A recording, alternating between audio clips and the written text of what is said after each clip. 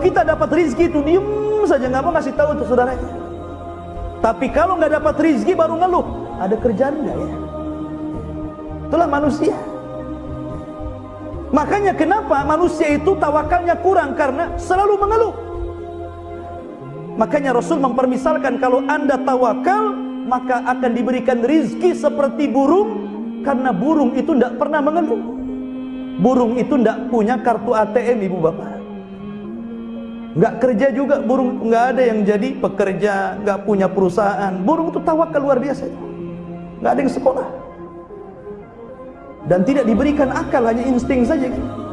Tapi siapa yang mengarahkan ke tempat makan kalau bukan Allah Subhanahu wa ta'ala? Maka Rasul mengajarkan tawakal dengan menambatkan buruk. Nggak mungkin buruk lari sebenarnya, tapi tetap saja sama Rasul ditambatkan. Di sini pelajaran besar tentang pentingnya tawakal. Kemudian setelah itu Nabi SAW masuk ke Masjidil Aqsa, masjidnya para Nabi dan Rasul, dan merupakan kiblat pertama kaum muslimin sebelum mengarah kiblat ke Baitullah Al-Haram. Masjidil Aqsa, masjid terbaik ketiga setelah Haram, kemudian Nabawi, kemudian Aqsa. Walaupun dalam pembangunannya Masjidil Aqsa itu dibangun setelah Masjidil Haram. Pertama Masjidil Haram dulu, baru Masjidil Aqsa, baru Masjid Nabawi belakangan. Kalau yang mendirikan Masjid Nabawi, Masjidil Haram, Nabiullah Ibrahim. Kalau yang mendirikan Masjidil Aqsa, Nabiullah Sulaiman. Makanya orang Yahudi sampai hari ini mereka berusaha untuk melobangi Masjidil Aqsa, mencari situs Haikal Sulaiman. Apa sih Haikal Sulaiman itu? Haikal Sulaiman itu bangunan Masjidil Aqsa yang pernah dibangun oleh Sulaiman. Itu dikorek-korek, makanya Masjidil Aqsa itu bolong bawahnya, Pak. Ya. Karena orang Yahudi berkeyakinan kalau sudah dapat situs itu Haikal Sulaiman, maka mereka akan merobohkan Masjidil Aqsa, kemudian dibangun Haikal Sulaiman. Mereka bercita-cita kalau Haikal Sulaiman sudah terbangun, akan muncul seorang imam yang akan memimpin mereka perang dan akan menguasai dunia. Ini mimpinya orang Yahudi, dan Islam juga membenarkan. Tapi imamnya Yahudi itu maksudnya Dajjal. Kalau imamnya kita Imam Mahdi. Makanya wajar kalau seandainya terakhir kita mendengar bahwa ketika pemimpin Amerika mendukung pengesahan tentang Israel, bahwa Yerusalem harus jatuh ke tangan Israel dan akan dijadikan pusat di mana Israel akan membentuk negara dan jadi ibu kotanya di Yerusalem. Sementara Yerusalem itu jantungnya Syam. Disitulah Yerusalem. Rupanya dua-duanya memiliki kepentingan. Yahudi punya kepentingan, Nasrani juga kepentingan.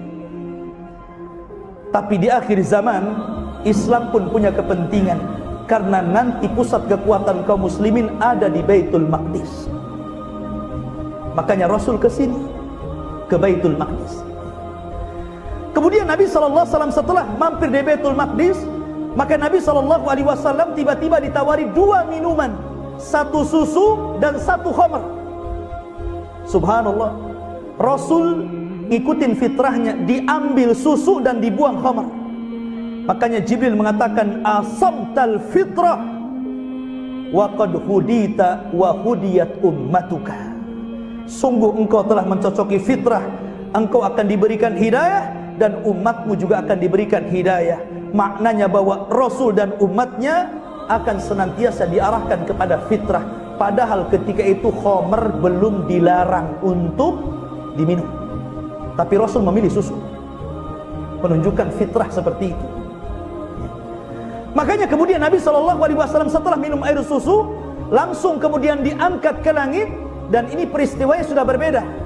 Ini namanya Mi'raj. Kalau tadi Isra digambarkan dalam surah Al-Isra, dan Mi'raj digambarkan dalam suratul Najm dalam Al-Quran. Beda surat dan terletak sama-sama di awal-awal surat.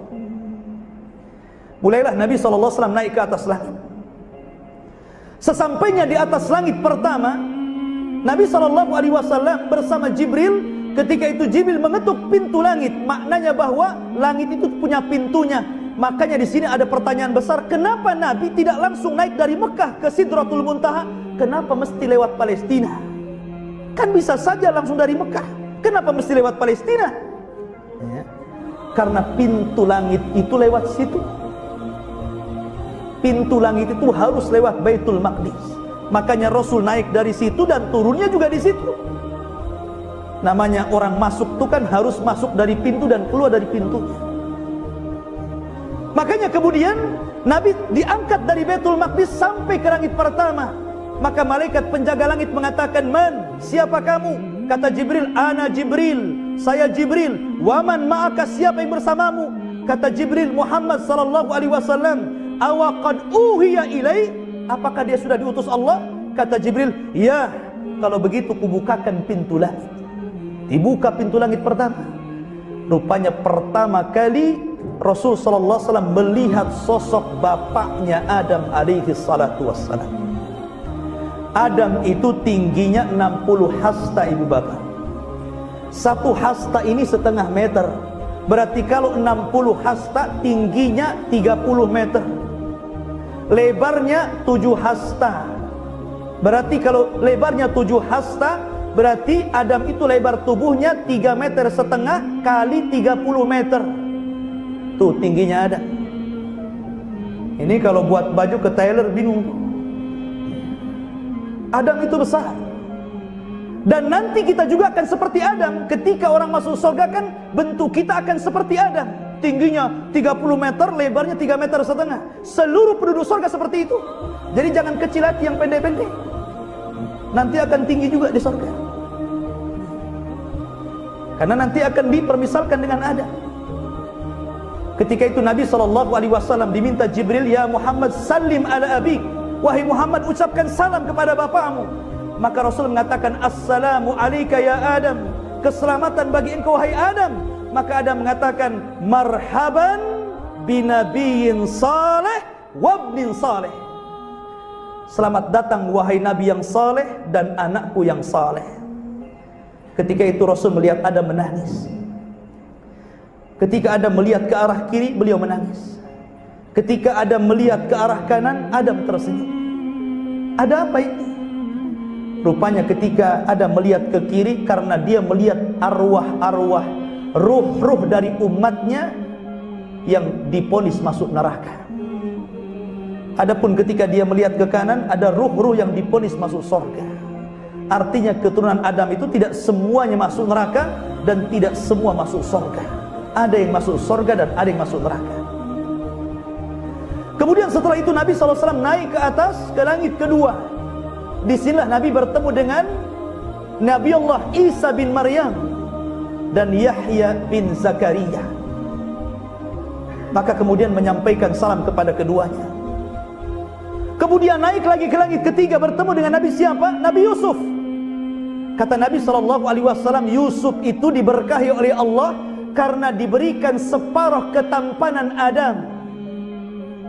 Makanya di zaman Nabi Yusuf diutus, wanita-wanita itu yang melihat Nabi Yusuf sampai dikatakan wa qatta'na aydiyana, dan kami potong-potong tangan. Gak terasa potong-potong tangan saking melihat ketampanan Yusuf.